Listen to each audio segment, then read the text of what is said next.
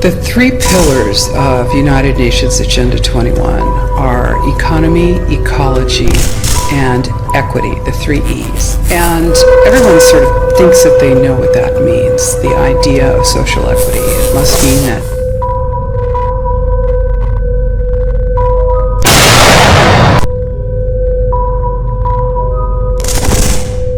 everyone's going to have access to clean water and clean air, and no one's property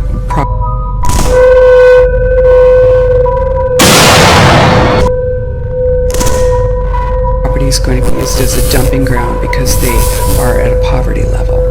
But really, what social equity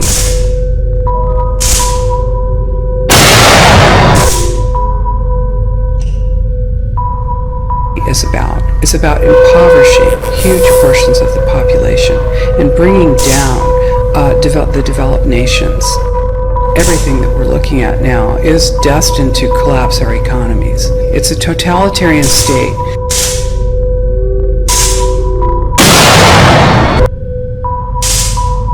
being developed right now all over the world.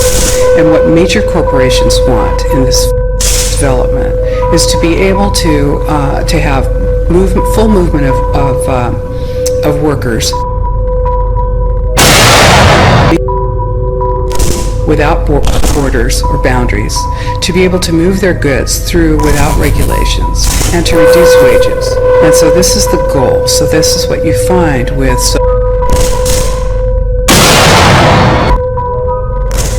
social equity. And of course, economy and ecology is about, these are the three circles: economy, ecology, and social equity. And where they meet in the center is balance. But really that balance is a communitarian balance. So it's not balance of well-being of the people. What it is it's a balance for corporations so that they can exploit and control and have populations in an area, in tightly packed, dense areas, so that they can be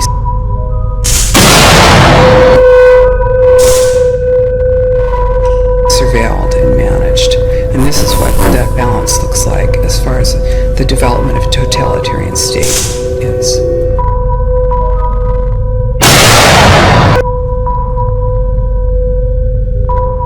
The mainstream media is owned by 5 major corporations, and you're not going to get this information from the mainstream press. So you need to be your own press. You need to educate yourself. You need to get out there and educate your neighbors, your community, your real community. You need to help your children understand that they're being indoctrinated from pre-kindergarten to postgraduate school.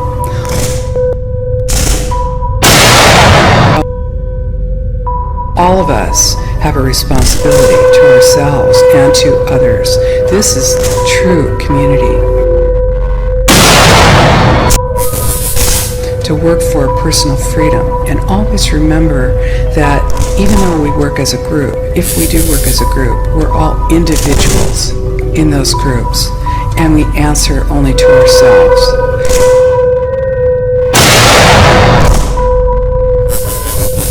And this is essential. It's essential as free human beings. This is what we are. We are free, and we need to continue to be free. And I do believe that we will win, but we have to become aware that there is a fight. And then make our friends and our neighbors and our community aware as well, and work together. You know, we keep talking about government. This is not a government control issue. It doesn't really matter what laws we put out, because government can't enforce any of these laws, right?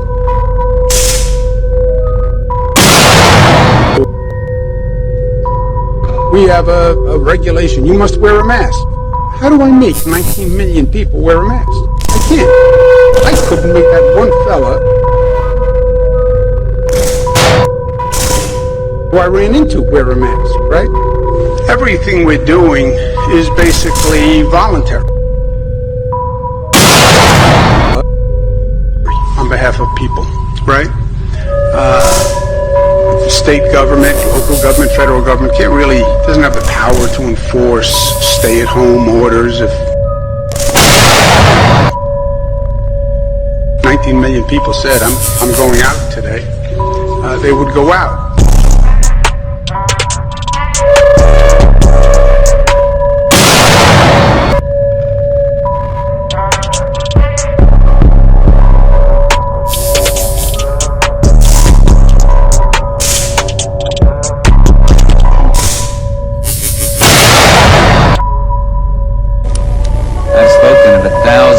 Of light of all the community organizations that are spread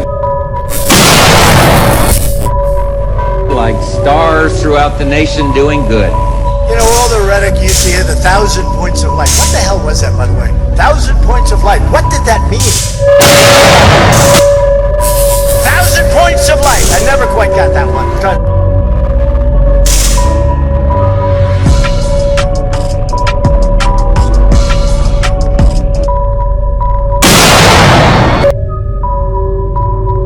The affirmative task we have now is to actually create a new world order. The ultimate goal that these people have in mind is the goal to create a one world government run by the banking industry, run by the bankers. And they want to create a new currency called the Amero. Right? And the whole agenda is to create a one world government where everybody has the most chips. Pyramids. At the peak of the pyramid, you've got a tiny, tiny few people who know everything there is to know about that organization.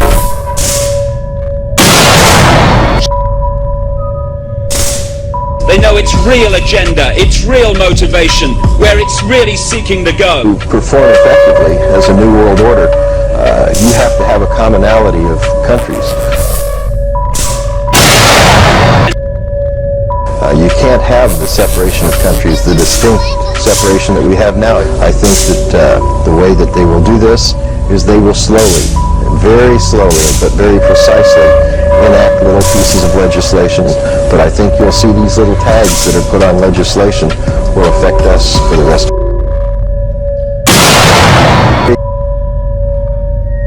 of our lives. Anyway, this is the wish list in documents for Agenda 21, an end to national sovereignty, state planning and management of all land resources, ecosystems, deserts, forests, mountains, oceans and fresh water, agriculture, rural development, biotechnology, and ensuring equity equals slavery. Well, instead of having cash, anytime you have money in your chip,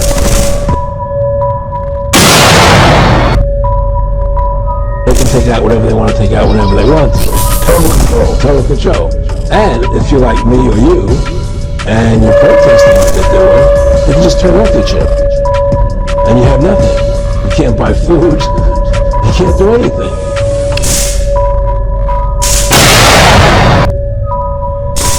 The further you come down from that pyramid peak in any organization, you're meeting more and more and more people who know less and less and less about what that organization's agenda really is. They only know their part in it.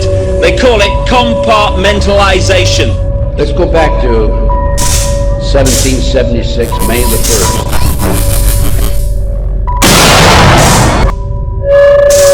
Adam Weishaupt was commissioned by the Rothschild family to set up the goals to control and take over the world with a one world government. You want to trace back all the wars and bloodshed and all the corruption going on around the world? You want to go back to the people who are really doing this stuff all around the world to us? The Vatican.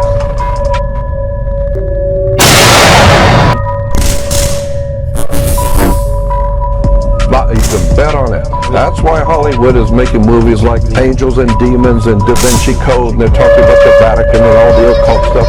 Let me tell you something. They want a one world government controlled by them. Everybody being chipped. all your money in those chips, and they control the chips, and they control people, and you become a slave. You become a serf to these people. That's their goal. That's their intention. The banking system is a pyramid. So is the media. So is the secret society network of the world. So is the multinational corporation network.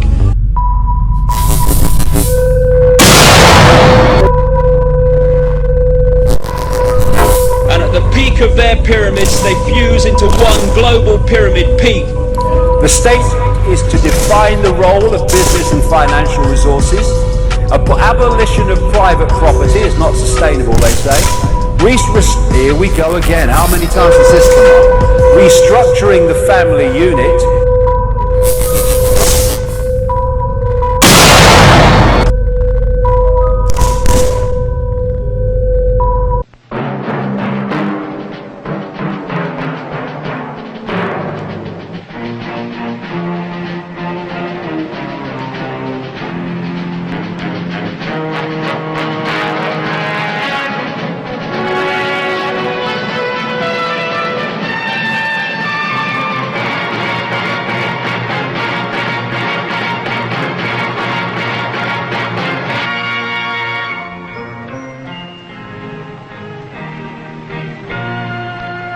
Some people have a deep, abiding respect for the natural beauty that was once this country. And some people don't. People start pollution. People can stop it. Write for Pollution Booklet, Box 1771, Radio City Station, New York.